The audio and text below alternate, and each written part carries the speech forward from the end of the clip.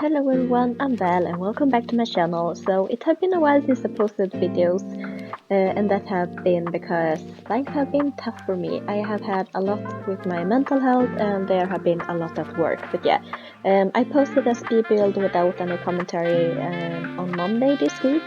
And then I'm posting this one now, and I kind of felt inspired because I were watching Simsie on Twitch and she were doing a new shell challenge, and this is the Llama shell challenge, and I love llamas. They are so cute, so adorable and so dirty. So I don't know, I just felt so inspired to do this. So yeah, I actually had a vision for the house when she was building the shell. And I knew exactly how I wanted it to be laid out. Well, not the floor plan, but I wanted, I knew which side I wanted to be the front, and I know what kind of style I wanted it to have. So yeah, it turned out really good actually, and I am very proud of it. I haven't been building in The Sims for a long time. It's been like months, so it's good to be back actually. And here for the front porch, I'm using the columns from Get Famous, and then I'm using a matching-ish brick from the base game.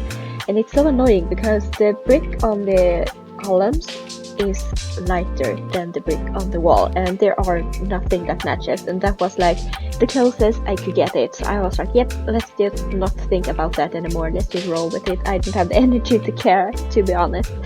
So yeah, and then I had a chimney here in the front, but actually did not add a fireplace in this house, so yeah. But there are a chimney at least. And then I just used the same brick for the chimney as I used on the front porch. So yeah, and I actually really like the landscaping that I did for this build because I used pink flowers, and I never used pink flowers for my Sims build. So yeah, I don't know if it was like the smartest thing to do because the walls, the outside walls are like a minty green, and I had like a minty green vibe going in the house.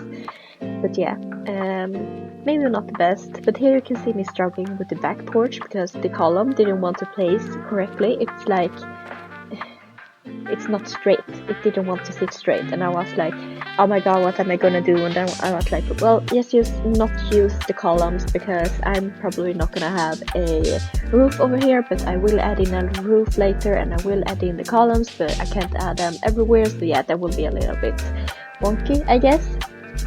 And something I did with this build that I don't usually do with my builds is that I finished the outside before decorating, and I usually like do the inside first and then go out to do the decorating and landscaping and terrain paint and all that stuff. But yeah, not this time, and that was kind of fun actually. It was nice to have everything like finished outside before I moved inside. So yeah, and I did the floor plan before going out and finishing the outside. But if I would have built a normal house, I would have done the floor plan and then make sure to adjust the walls and that stuff if I needed to. But since this is a shell challenge, I didn't have to adjust the walls, but still wanted to have the floor plan down before I went outside and did the landscaping. So yeah, and I used the windows here from Going Together. I actually really like that.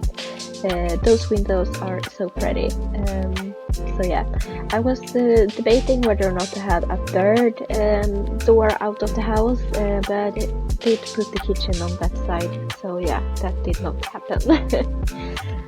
But yeah, it's nice to be back actually. I will try to post. I will just not have any expectations because I am really focusing on work lately, and there have been a lot. Like last week were so stressful, super stressful. Like I didn't have too many patients, but it ended up being so stressful because one of my patients passed away, and it was she were gonna pass away. Like we were in the late stages of life when it came to her treatment, like just giving her some pain meds and sedation, just like making sure she didn't suffer the last couple of days she had.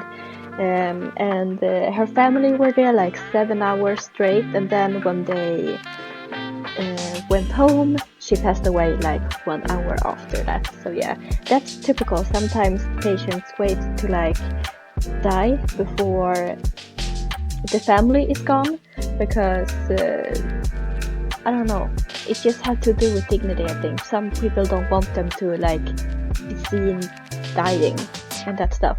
And I'm kind of happy that she didn't die while they were there, because they had a little kid with them, and that kid was like maybe 1 or 2 years old, and it would have been so hard for a 2-year-old to see a relative die.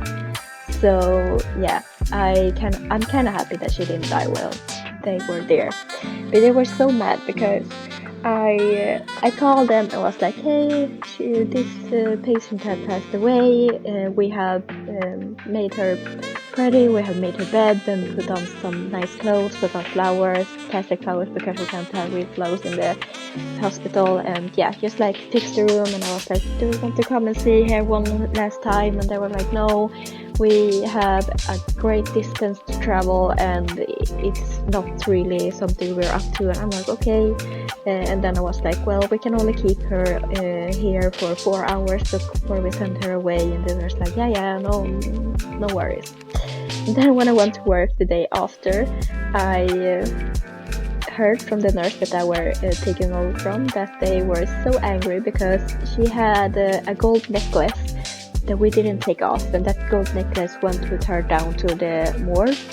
And they were so angry because they wanted that one back, and I was like, well, you can't get it back, you just need to call this place, you know. But yeah, they were really angry about that. So I don't know, I might have to talk with my boss and see if that everything is fine. But yeah, that happens.